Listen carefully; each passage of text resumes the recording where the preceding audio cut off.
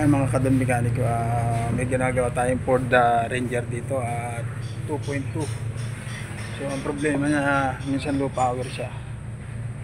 Kasi nga papakita ko sa inyo po kung bakit siya naglo low power. Kung makikita niyo yung EGR niya, ayan barado na po siya. So tatanggalin din natin yung kanyang intake manifold. So itong ng EGR, wala nang butas. Puro bara na ito mga kadon mekaniko. Yan kung mapapansin nyo, so tatanggalin natin kasi ang buong intake manifold nito. Yan para matanggal po ang bracket nitong lagayan ng fuel filter. So ang ginawa natin, tinanggal natin ito kasi nandito yung tornilyo dito sa ilalim. Tinanggal natin yung kanyang fuse box. Ayan.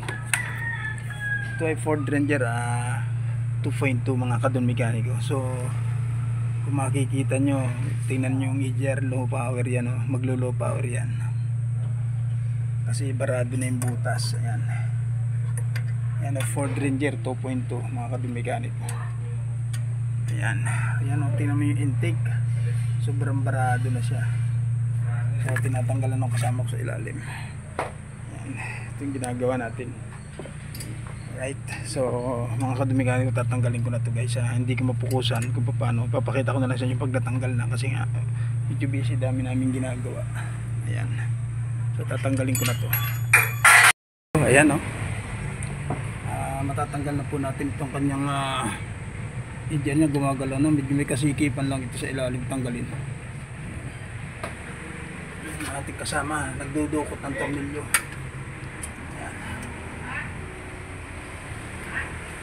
Masikip lang po itong Ford Ranger. Ayan mga kadon mekaniko, kung makikita nyo itong intake ng Ford Ranger, grabe po ang putik nya. So lilinisin natin yan. Slight lang kasi baka pumasok doon sa kanyang intake, kumalang sa barbula.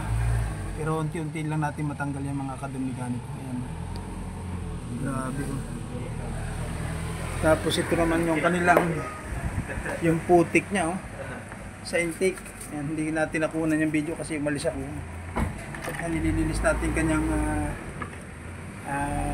intake manifold. Ayan mga kadon mekaniko, yan yung putik nya. Makikita nyo po yung putik na natanggal. Ayan grabing kapal. Yan po yung ating binidyo kanina mga kadon mekaniko. Ayan. So nililinis na po natin yan. Ayan. Grabe ang putik kaya ang kapal ng putik. Ayan, natanggal dito sa ano mo. Ayan Ayan ganyan siya kakapal Ayan Sa Lunes na to matapos kuya, talagang hindi pwedeng madalhin to. Dandahan nating anuhin to kasi baka pumasok sa kanyang sa loob ng makina yung yan kapal grabe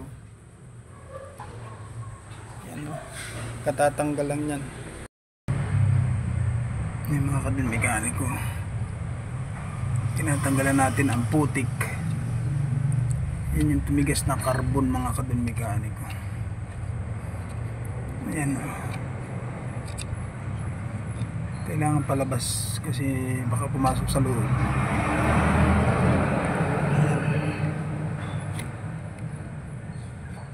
Grabe ang dumi,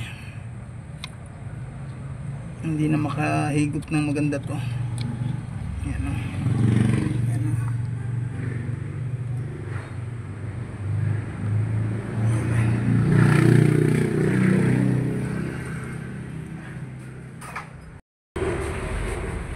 yan mga kadon mekaniko, na nilinis natin yung kanyang throttle body.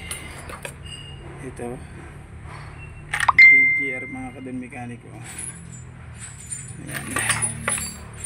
So ayan, kung makikita nyo, malinis na.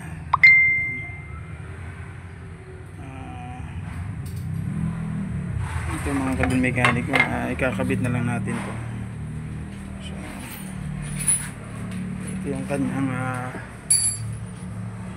kanyang salbaka ng intake dito sa kanyang cylinder head. So pinunasan lang natin yan kasi hindi pwede mapasukan yung loob kasi baka kumalang sa barbula yung kanyang mga carbon na tinatanggal natin. Ayan. So ikakabit na lang natin to ng kadon mekaniko. Ayan siya mga guys, kinakabitan natin yung kanyang intake manifold. Ayan. So kinukumpleto na natin to. Ayan, mga kadon mekaniko. Nakikita nyo malinis na siya. Grabe yung putik na natanggal natin dyan mga kadon mekaniko. Ayan. Grabe yung putik ng tinatanggal natin. Kaya mga kadon mekaniko, kompleto na natin ilagay itong kanya mga accessories niya, pati ito. Ayan, sinasali na natin siya ng kanyang coolant. So papaandarin na lang natin to mga kadon mekaniko. Ayan. So ikabit na natin mga kadon mekaniko. Ayan. On and off muna natin para kumarga yung fuel kasi nabawasan yun eh. Start natin. Ayan mga kadon mekaniko. Ayan. So okay na itong ginawa natin. Umandar na siya. Ayan. Ginagawa tayo sa labas. So ito yung Ford Ranger na ginagawa natin. Ayan. Nakaandar lang muna natin mga kadon mekaniko. Sa gusto po magpagawa dyan, palinis ng EGR, mag-comment lang po kayo dito mga kadon mekaniko.